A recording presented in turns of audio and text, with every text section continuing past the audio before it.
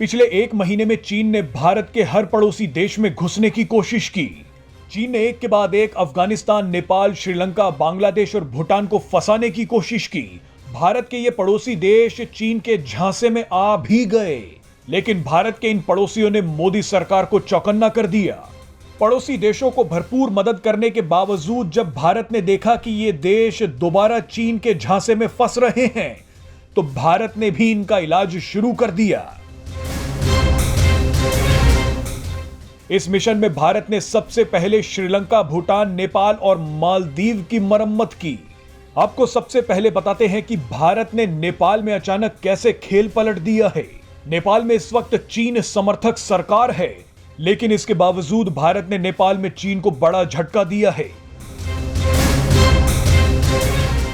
चीन नेपाल में rail line बिछाकर भारत पर बढ़त लेने की सोच रहा था, लेकिन चीन सोचता रह गया और भारत ने बिजली की रफ्तार से नेपाल में हिंदुस्तानी ट्रेन चलाने का पूरा प्लान भी तैयार कर दिया।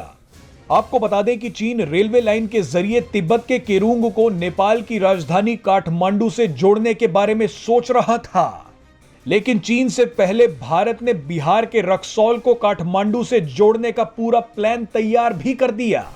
भारत नेपाल को यह बताने में सफल रहा है कि चीन की हर परियोजना कर्ज का जाल है। नेपाल के बाद भारत को श्रीलंका में भी एक बड़ी जीत मिली है। हाल ही में श्रीलंका पहुंचे भारतीय विदेश मंत्री एस जयशंकर ने चीन पर जोरदार हमला बोल दिया। विदेश मंत्री ने श्रीलंका में खड़े होकर वो ऐलान किया जिसका श्रीलंका को इंतजार था।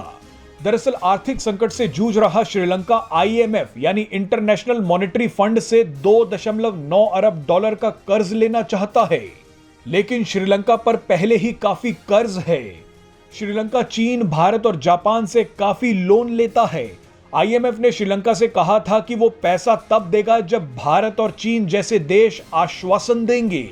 चीन ने तो कोई जवाब नहीं दिया, लेकिन भारतीय विदेश मंत्री एस जयशंकर ने कहा कि भारत अंतरराष्ट्रीय मुद्रा कोष को फाइनेंसिंग के लिए अपना आश्वासन देता है। यानी भारत की तरफ से रास्ता साफ है कि श्रीलंका अब IMF जैसे संस्थानों से लोन ले सकता है।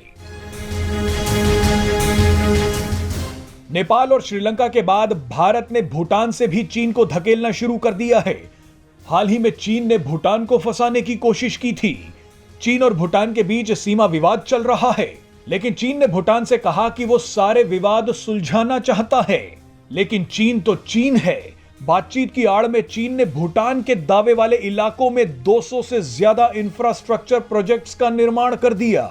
हालांकि ये छोटे मोटे इंफ्रास्ट्रक्चर प्रोजेक्ट्स थे, लेकिन ये भूटान की संप्रभुता पर हमला था। चीन ने जहां निर्माण किया वहां से डोकलाम का इलाका भी दूर नहीं है।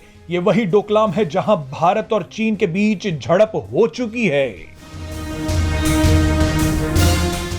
चीन की इस हरकत को देख भारत एक्शन में आ गया।